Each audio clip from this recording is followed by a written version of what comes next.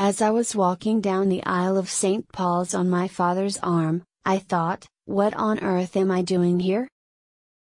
The night before the wedding, I was very, very calm, deathly calm. I felt I was a lamb to the slaughter. I knew it and couldn't do anything about it. Well, there were 3 of us in this marriage, so it was a bit crowded. I think like any marriage, especially when you've had divorced parents like myself, you want to try even harder to make it work. I don't go by the rulebook. I lead from the heart, not the head. Carry out a random act of kindness, with no expectation of reward, safe in the knowledge that one day someone might do the same for you. I like to be a free spirit.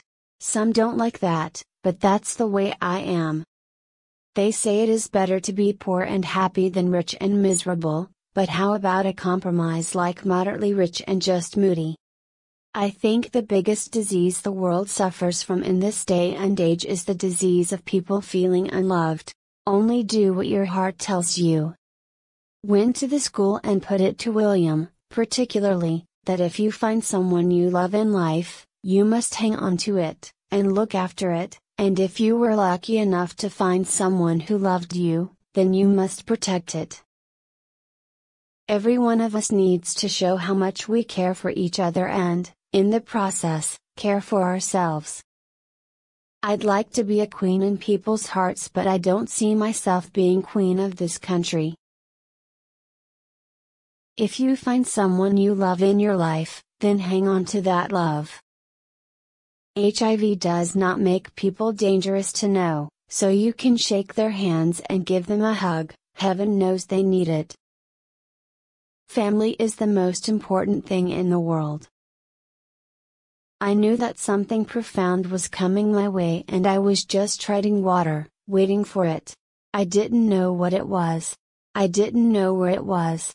I didn't know if it was coming next year or next month, but I knew I was different from my friends and where I was going. I want to walk into a room, be it a hospice for the dying or a hospital for sick children, and feel that I am needed. I want to do, not just to be. I don't go by the rulebook. I lead from the heart, not the head. I think every strong woman in history has had to walk down a similar path, and I think it's the strength that causes the confusion and the fear.